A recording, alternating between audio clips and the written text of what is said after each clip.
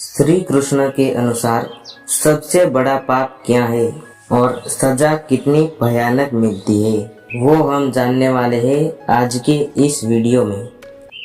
पुराणों में कई अच्छे और बुरे कर्मों के बारे में बताया गया है।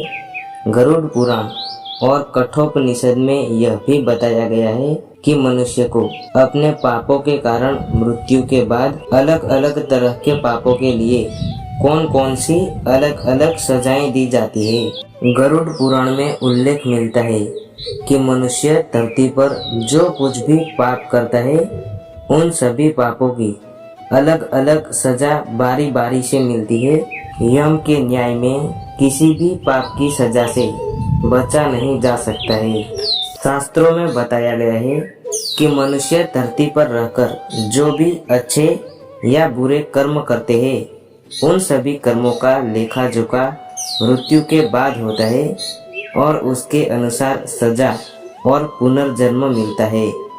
ईश्वर की दृष्टि में जो अच्छे कर्म होते हैं उसे पुण्य कहा जाता है और जो बुरे कर्म होते हैं उन्हें पाप कहा जाता है। कामी व्यक्ति के लिए ऐसी सजा मिलती है। गरुड़ पुराण में बताया गया है कि पर स्त्री पुरुष संबंध रखने वाले को लोहे के गर्म सलाखों से आलिंगन करवाया जाता है।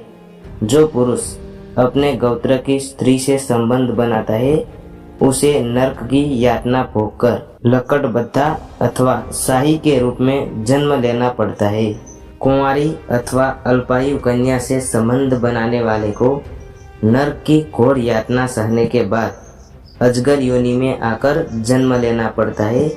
जो व्यक्ति काम भावना से पीड़ित होकर गुरु की पत्नी का मान भंग करता है, ऐसा व्यक्ति वर्षों तक नरक की यातना सहने के बाद गिरगिट की योनि में जन्म लेता है। मित्र के साथ विश्वासघात करके उसकी पत्नी के साथ संबंध बनाने वाले को यमराज गधे की योनि में जन्म देते हैं। लेकिन व्यभिचार और धोखा देने से भी बड़ा एक पाप है जिसकी सजा कठोर है। महाभारत के समय एक व्यक्ति ने ऐसा पाप किया था, लेकिन आजकल बहुत से लोग ऐसे पाप करने लगे हैं। जानिए वह पाप क्या है और उसकी सजा क्या है। भगवान श्री कृष्ण की दृष्टि में जो सबसे बड़ा पाप है वह है भ्रूण हत्या।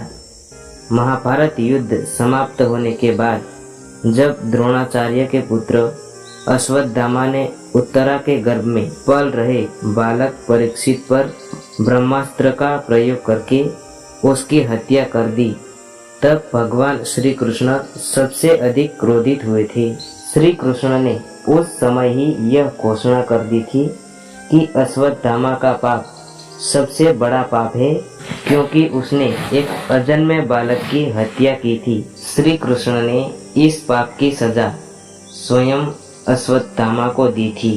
श्री कृष्ण ने अश्वत्थामा के सिर पर लगा चिंतामणि रत्न छीन लिया और शाप दिया कि तुमने जन्म तो देखा है लेकिन मृत्यु को नहीं देख पाओगे, यानी जब तक सृष्टि रहेगी तुम धरती पर जीवित रहोगे और कष्ट प्राप्त करोगे।